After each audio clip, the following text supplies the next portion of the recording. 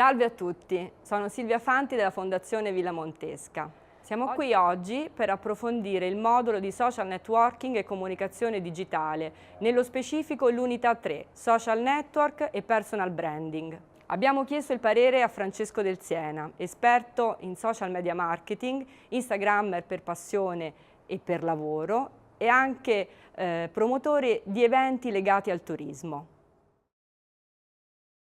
Un blog, come dice la parola stessa, è una sorta di diario online che è nato proprio per raccontare la quotidianità e quello che una persona ha volontà di comunicare con l'esterno. Però da un semplice diario di bordo, comunque un diario online, i blog sono diventati proprio veri siti. Basti pensare insomma ad alcuni famosi in Italia e all'estero che sono diventati punto di riferimento sia di informazione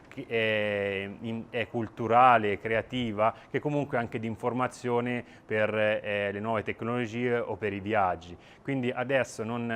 andiamo più a ricercare i vari siti di informazione per andare a fare un viaggio, per andare a cercare una mostra, ma andiamo a cercare quel blogger famoso che c'è stato e ci racconta l'esperienza. Il blog è proprio questo, è proprio il raccontare un'esperienza che uno vive in prima persona e da l'inizio,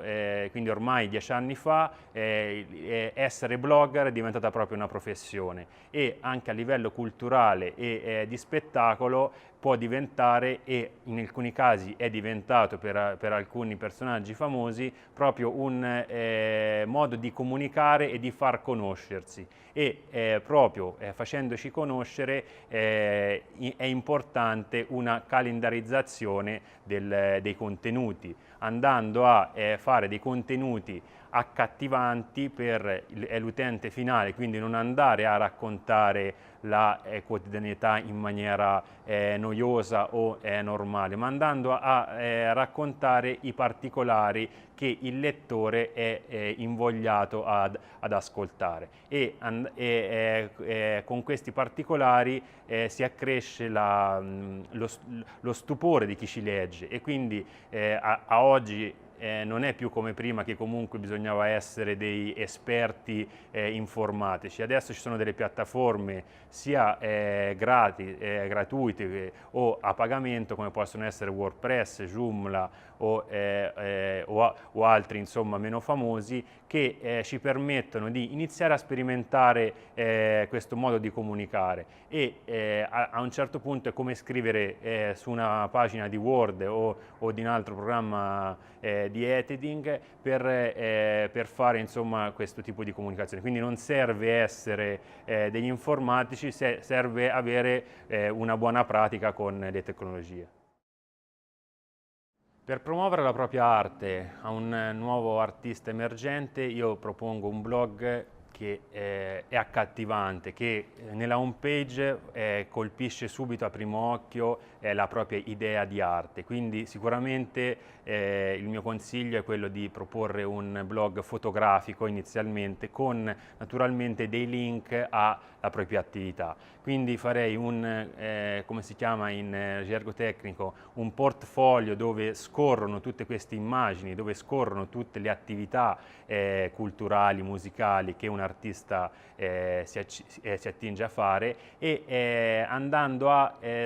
quindi fare anche un lavoro di non solo testi che sono importanti per comunicare in un blog, ma anche un discorso di fotografia. E qui mi ricollego insomma a un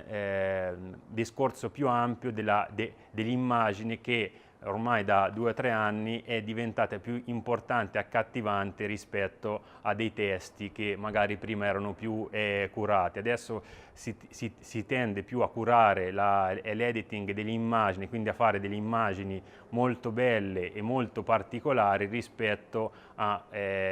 anni fa che si curava magari più il testo e meno le immagini. Quindi il mio consiglio è anche di far mettere subito in home page quello che si fa e anche una piccola presentazione.